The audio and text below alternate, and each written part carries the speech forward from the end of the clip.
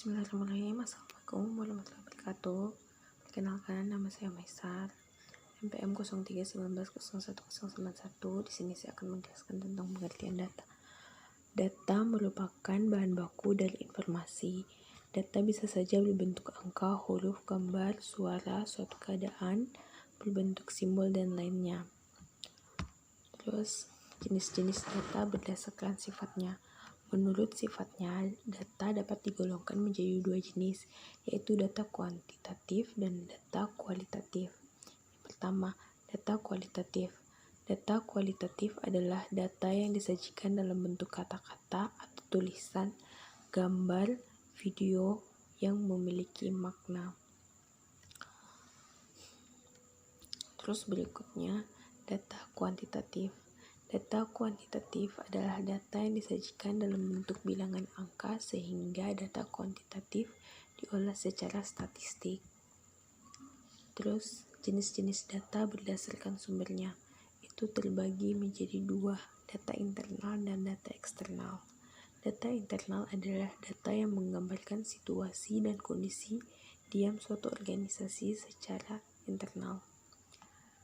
Sedangkan data eksternal itu berasal dari luar. Data eksternal adalah data yang menggambarkan situasi dan kondisi di luar organisasi.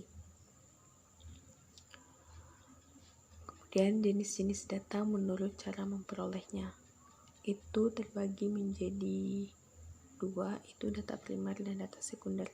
Data primer adalah data yang secara langsung diambil dari objek peneliti oleh peneliti, perorangan, atau organisasi. Jadi datanya itu diteliti dan diambil secara langsung dari hasil penelitian itu. Sedangkan data kedua, data sekunder adalah data yang tidak diperoleh langsung dari objek penelitian. Itu artinya kebalikan dari data primer. Data ini biasanya diambil dari data yang sudah jadi, yang dikumpulkan oleh pihak lain, misalnya seperti data yang misalnya kayak mungkin ada di majalah atau koran dan diambil dan dijadikan sebuah data. Terus metode pengumpulan data. Metode pengumpulan data ini ada 4. Yang pertama itu sensus, yang kedua survei, yang ketiga pencatatan atau administrasi, yang keempat percobaan atau eksperimen. Yang pertama, sensus. Sensus adalah kegiatan pendaftaran terhadap seluruh unit populasi yang menjadi objek pengamatan pada suatu wilayah. Kelebihan sensus adalah data dapat disajikan pada level rendah dan tidak terdapat kesalahan pada penarikan sampel. Nah, sedangkan kekurangannya, untuk kekurangan dari sensus ini, dia dibutuhkan banyak orang untuk mendapatkan data tersebut. Terus waktu yang dibutuhkan lebih banyak dan biayanya yang dikeluarkan itu lebih banyak. Dan yang kedua adalah survei.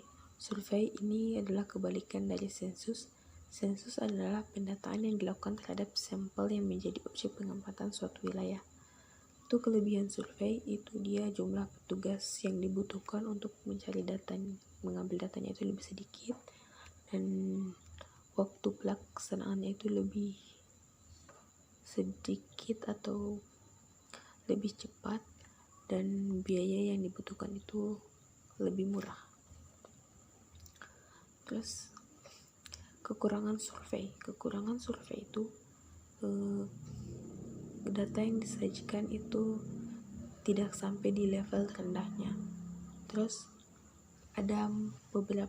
pasti ada beberapa kesalahan terhadap penarikan sampelnya. Yang ketiga, pencatatan atau administrasi atau registrasi. Registrasi adalah pencatatan secara individu oleh institusi. Terus yang keempat, percobaan atau eksperimen. Percobaan adalah kegiatan pengumpulan data untuk tujuan khusus dengan membuat rancangan percobaan dan mencatat hasilnya. Terus teknik pengumpulan data, yaitu dengan cara pengamatan, angket, atau wawancara. Pengamatan itu yaitu orangnya terjun langsung ke lapangan dan mengamati dan mengambil data.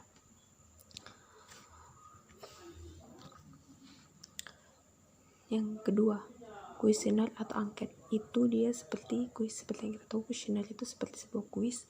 Jadi itu dia prosesnya yaitu dengan mengirim suatu data dan diisi oleh kuesioner. Terus berikutnya interview atau wawancara. Interview atau wawancara itu dia prosesnya dengan cara bertanya dan melakukan wawancara kepada pihak lain.